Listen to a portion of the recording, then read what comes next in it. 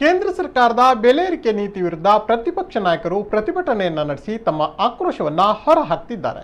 ಮಂಗಳೂರಿನಲ್ಲಿ ದಿನದಿಂದ ದಿನಕ್ಕೆ ಹೆಚ್ಚುತ್ತಿರುವ ಬೆಲೆ ಏರಿಕೆ ವಿರುದ್ಧದ ವುಮೆನ್ ಇಂಡಿಯಾ ಮೂವ್ಮೆಂಟ್ ವತಿಯಿಂದ ಮಂಗಳೂರಿನ ಕ್ಲಾಕ್ ಟವರ್ ಬಳಿ ಇಂದು ಪ್ರತಿಭಟನೆ ನಡೆಯಿತು.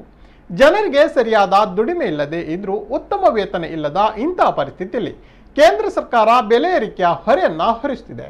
ಇದರಿಂದಾಗಿ ಬಡ ಮಧ್ಯಮ ವರ್ಗದ ಜನರಿಗೆ ಜೀವನ ಸಾಗಿಸಲು ಕಷ್ಟವಾಗಿದ್ದು, ಆದಷ್ಟು ಬೇಗ ಸರ್ಕಾರ ತನ್ನ ನಿಲುವನ್ನು ಬದಲಾಯಿಸಿ ಬೆಲೆ ಇಳಿಕೆ ಮಾಡಬೇಕು ಎಂದು ಸಂಘಟನೆ ಸದಸ್ಯೆ ಶಾಜಿಯಾ ಕೇಂದ್ರಕ್ಕೆ ಒತ್ತಾಯಿಸಿದರು.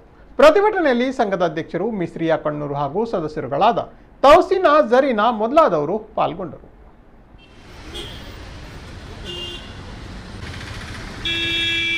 ನಾವು ಕೇಂದ್ರ ಸರ್ಕಾರದ ಈ ಬೆಲೆ ಏರಿಕೆ ವಿರುದ್ಧ ಈ ಪ್ರೊಟೆಸ್ಟನ್ನು ಮಾಡ್ತಿದ್ದೇವೆ. ಯಾಕೆಂದರೆ ಈ ಸಮಯದಲ್ಲಿ ಜನರಿಗೆ ಕೆಲಸ ಇಲ್ಲ, ಬೇಕಾದಂತಹ ದುಡಿಮೆ ಇಲ್ಲ. ದುಡಿದ್ರೂ ಕೂಡ ದುಡಿಮೆ ಇದ್ದರೂ ಕೂಡ ಸಂಬಳ ಇಲ್ಲ. ಸಂಬಳ ಇದ್ದರೂ ಕೂಡ ಅವರಿಗೆ ಆ ಸಂಬಳದಲ್ಲಿ ಈ ರೀತಿಯ ಒಂದು ಬೆಲೆ ಏರಿಕೆಯಲ್ಲಿ ಅವರ ಜೀವನವನ್ನು ಸಾಗಿಸಲು ಅವರಿಗೆ ಆಗ್ತಾ ಇಲ್ಲ.